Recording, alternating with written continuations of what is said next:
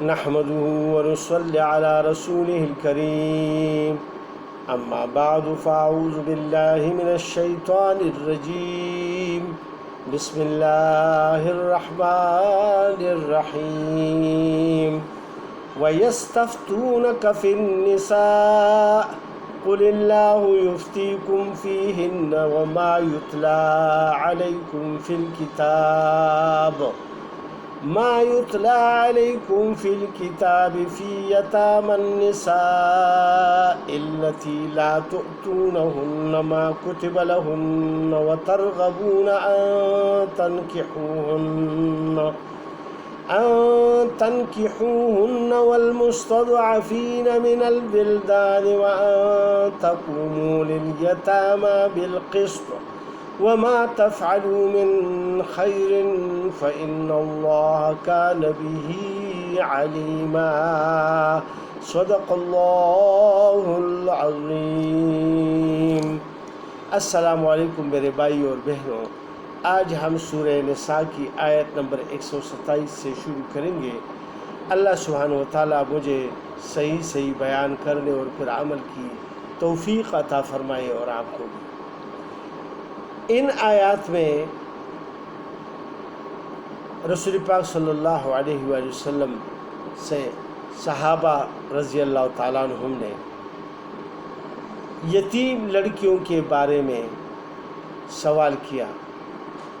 کیونکہ اس سورت کے شروع میں اللہ سبحانہ و تعالیٰ نے یہ فرمایا تھا کہ یتیم لڑکیوں سے تم شادی نہ کرو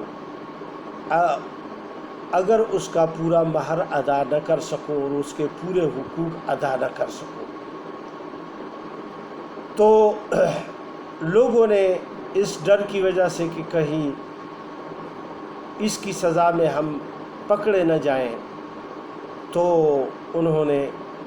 یتیم لڑکیوں سے یعنی رشتہ داروں سے، رشتہ داری میں جو یتیم لڑکیاں آتی تھیں، چچا زاد بہنیں یا جس کی بھتیجی ہوتی تھی، تو اس کا مال اس کے قبضے میں ہوتا تھا، تو وہ چاہتا بھی کہ یار میں اپنے بیٹے سے اس کی شادی کروا دوں، بیٹی یعنی اس بھتیجی کی، لیکن وہ اس لیے نہیں کرتا تھا کہ ایسا نہ ہو کہ اس کی یعنی جو حقوق ہے اس میں ہم سے کمی ہو جائے تو یہ پھر ہمارے لیے عذاب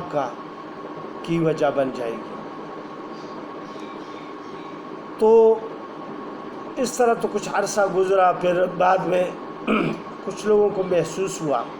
کہ اور لوگ بھی ان کے حقوق اچھی طرح ادا نہیں کرتے جتنا ہم کر سکتے تھے، اس سے زیادہ حقوق تو ہم ادا کر سکتے تھے خود ہی، جو یہ دوسرے لوگ یعنی ان کے حقوق ادا نہیں کر رہے ہیں۔ لہٰذا انہوں نے رسول پاک صلی اللہ علیہ وسلم سے اجازت مانگی اور کہ یار ہمیں اگر اجازت ہو جائے تو ہم اپنے بیٹوں سے ان کی شادی کرائیں، نکاح کرائیں، تو وہ زیادہ خیال رکھیں گے بنسبت دوسرے لوگوں کے۔ تو اللہ سبحانہ و تعالیٰ نے پھر اجازت دے دی کچھ شرائط کے ساتھ۔ وہ اس کے بارے میں اللہ سبحانہ و تعالیٰ فرماتے ہیں وَيَسْتَفْتُونَكَ، اور آپ سے رخصت مانگتے ہیں، فی النساء، عورتوں کے نکاح کے بارے میں۔ قل اللہ، کہہ دے کہ اللہ سبحانہ و تعالیٰ یفتیکم فیہن، تم کو اجازت دیتا ہے ان کی، وما یتلی علیکم فی الکتاب، اور وہ جو تم کو سنایا جاتا ہے قرآن میں، فی یتامى النساء اللاتی، سو حکم ہے ان یتیم عورتوں کا جن کو لا تؤتونہن، تم نہیں دیتے، ما کتب لہن، جو ان کے لیے مقرر کیا ہے، وترغبون، اور چاہتے ہو، ان تنکحوہن، کہ ان کو نکاح میں لے آؤ، والمستضعفین، اور حکم ہے ناتوان، من الولدان، لڑکوں کا، وَأَن تَقُومُوا لِلْيَتَامَى بِالْقِسْطِ، اور یہ کہ قائم رہو یتیموں کے حق میں انصاف پر،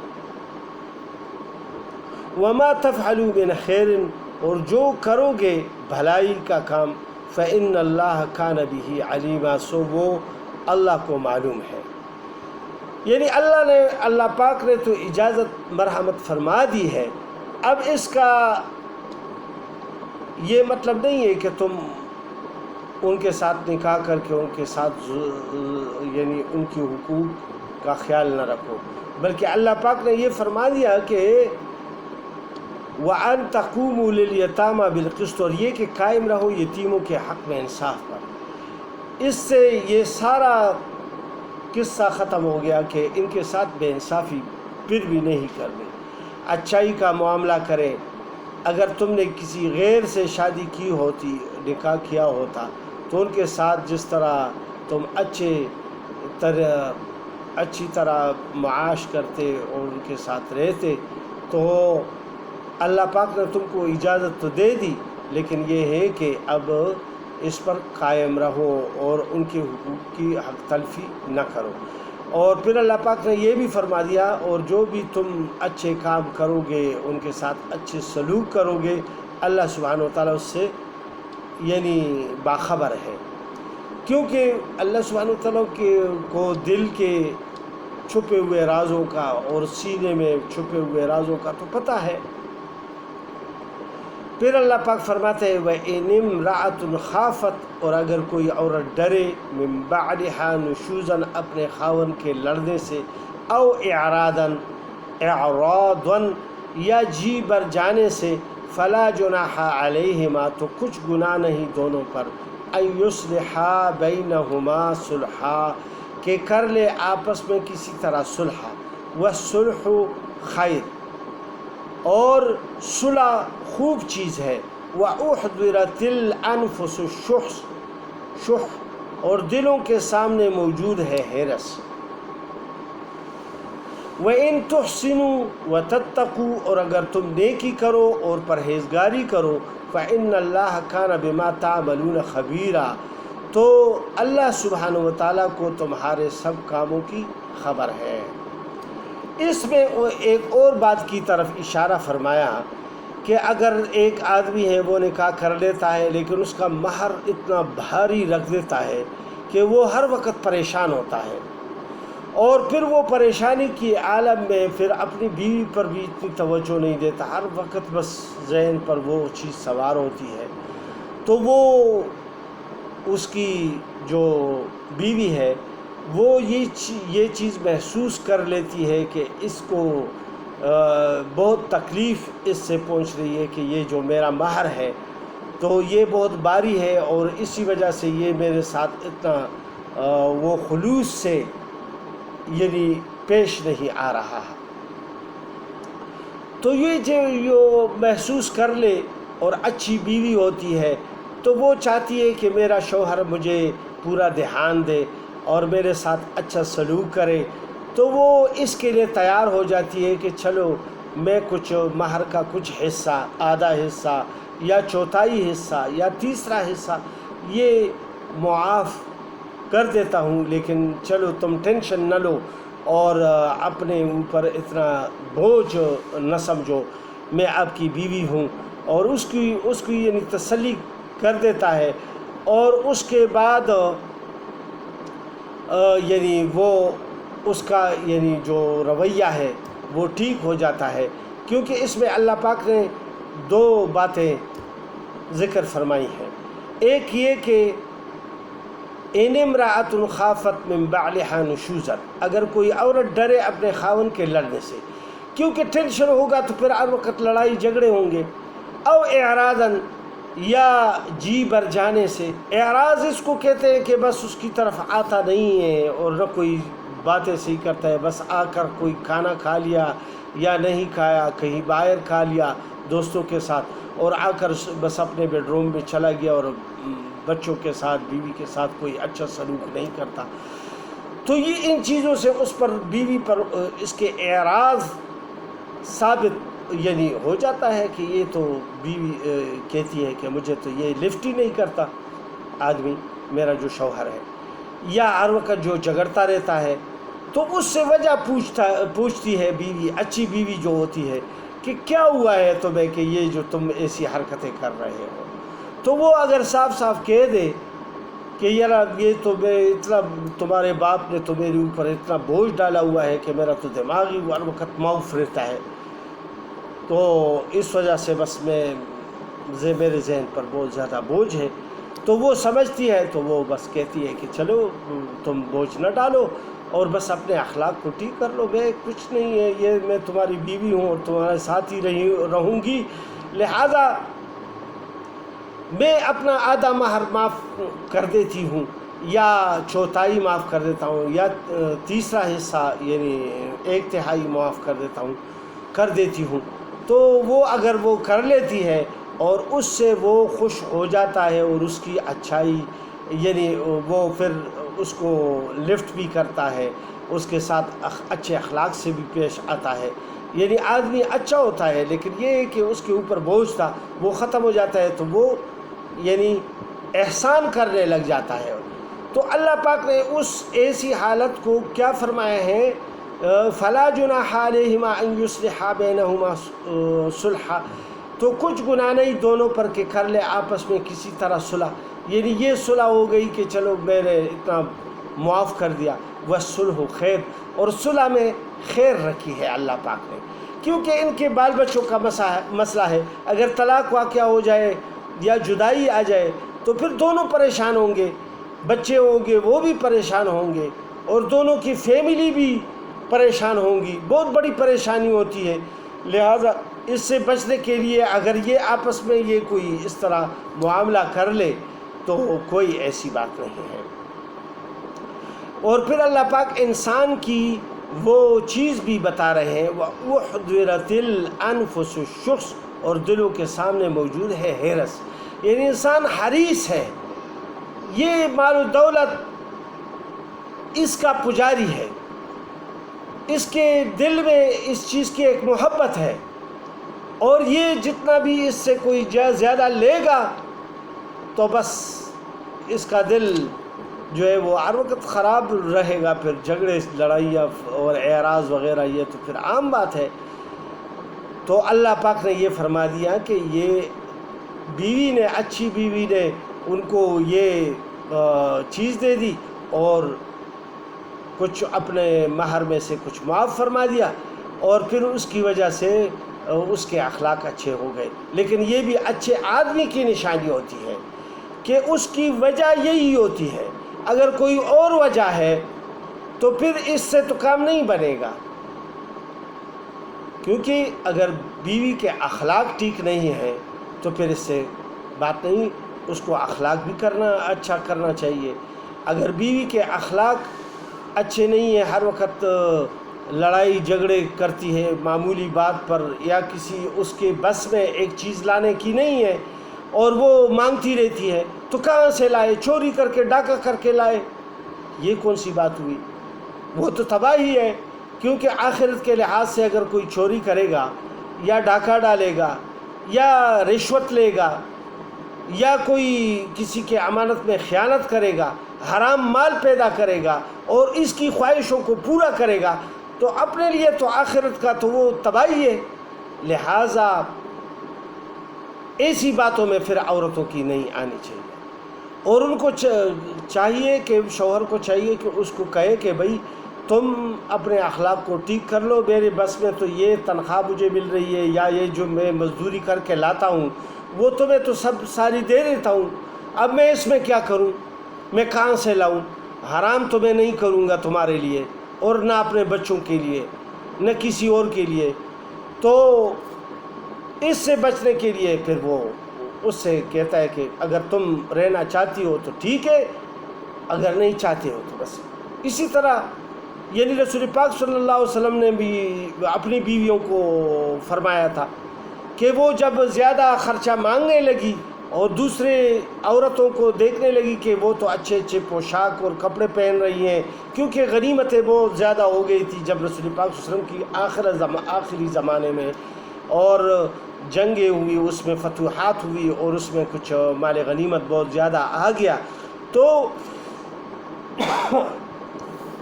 لوگوں میں کچھ مالداری آ گئی اور پھر انہوں نے اچھے اچھے کپڑے اور اچھی خوراکیں کھانے لگے، اچھی کپڑے پہننے لگے، تو رسول پاک صلی اللہ علیہ وسلم کی بیویوں نے بھی یعنی بھی اشتہا کیا رسول پاک صلی اللہ علیہ وآلہ وسلم کے سامنے. رسول پاک صلی اللہ علیہ وسلم نے اس کے دل پر یہ چیز بہت زیادہ بھاری گزری، کیونکہ وہ تو پیغمبر تھے. لوگوں کے لیے سمپل ہے، قیامت تک آنے والے انسانوں کے لیے سمپل ہے. تو وہ تو اس طرح نہیں کر سکتے کہ وہ غریبوں کو، محتاجوں کو، کیونکہ ان کے پاس جو مال آ جاتا تھا اور ان کے پاس کوئی غریب آ جاتا تھا تو وہ تو ہاتھ نہیں روکتے تھے، ان کو بھی دیتے تھے. حالانکہ بیویوں کو تو اپنا خرچہ وہ دے دیتے تھے پورے کے پورا، لیکن وہ چاہتی تھی کہ ہمیں کچھ اور زیادہ مل جائے، جس طرح اور لوگ زیادہ خرچ کرتے ہیں تو ہمیں بھی مل جائے. ان کو بھی یہ نہیں کہ یعنی ان کو کچھ خرچہ کم کر دیا تھا یا کوئی ایسے، یا ان کے خرچے میں سے غریبوں کو نہیں، ان کے لیے جو خرچہ مقرر تھا وہ پورے کے پورے ان کو دیا جا رہا تھا. لیکن اس کے علاوہ جو زیادہ مال آ جاتا تھا تو رسول پاک صلی اللہ علیہ وسلم اسی وقت تقسیم فرما لیتے تھے. غریب لوگوں میں غربت بہت زیادہ تھی، تو رسول پاک صلی اللہ علیہ وسلم تو سخی بھی بہت زیادہ تھے. اس وجہ سے جب انہوں نے ڈیمانڈ کی تو رسول پاک صلی اللہ علیہ وسلم ناراض ہوئے اور 1 مہینے تک قسم کھا لی کہ میں تمہارے قریب نہیں آؤں گا. اور 1 مہینے تک وہ پھر باہر ایک خیمے میں ٹھہرے رہے اور کسی گھر میں، کسی بیوی کے گھر میں نہیں گئے، کیونکہ قسم کھا لی تھی. پھر 29ویں دن پر جب چاند یعنی دیکھا گیا اور مہینہ بدل گیا تو پھر رسول پاک صلی اللہ علیہ وسلم اپنے اس خیمے سے باہر آئے اور بیویوں کے پاس تشریف لے گئے اور انہوں نے پھر مغفرت چاہی اپنے لیے رسول پاک صلی اللہ علیہ وسلم سے کہ ہمارے لیے مغفرت کی دعا کرے اور ہمیں بخش دے، کیونکہ ہم نے آپ کو تکلیف پہنچائی ہے. کیونکہ اللہ کی طرف سے پھر اللہ سبحانہ وتعالیٰ کی طرف سے عتاب آ گیا تھا کہ ان کو کہتے کہ اگر تم اس حالت میں خوش نہیں ہیں تو میں تمہیں سب کو طلاق دے دیتا ہوں، تم کو سب کو چھوڑ دیتا ہوں، جہاں مرضی ہے شادی کر لو. اور اللہ سبحانہ وتعالیٰ نے فرما دیا قرآن پاک میں کہ تم سے اچھی بیویاں اللہ سبحانہ وتعالیٰ اپنے حبیب کو، اپنے پیغمبر کو عطا فرما دیں گے. اسی لیے ان کو جب پتہ چلا تو وہ بھی اچھی عورتیں تھیں، رسول پاک صلی اللہ علیہ وسلم کی بیویاں تھیں، اہلیہ تھیں، تو انہوں نے بھی معذرت کر لی اور پھر انہوں نے پشیمانی اپنی باتوں پر ظاہر فرما دی اور پھر انہوں نے توبہ کی کہ آئندہ کے لیے ہم کوئی بھی چیز نہیں مانگیں گے، یعنی رسول پاک صلی اللہ علیہ وسلم جس چیز پر ناراض ہوں گے وہ چیزیں ہم نہیں مانگیں گے. اسی طرح یہ سب مسلمان عورتوں کے لیے اور مردوں کے لیے ایک سمپل ہے قیامت تک آنے والے انسانوں کے لیے. چاہے عورتوں میں کوئی ایسی بات آ جائے تو وہ پھر ان بیویوں کو دیکھے، اور اگر مردوں میں کوئی بات آ جائے تو وہ رسول پاک صلی اللہ علیہ وسلم کے نقش قدم پر چلے، کوئی زیادتی والے کام نہ کرے.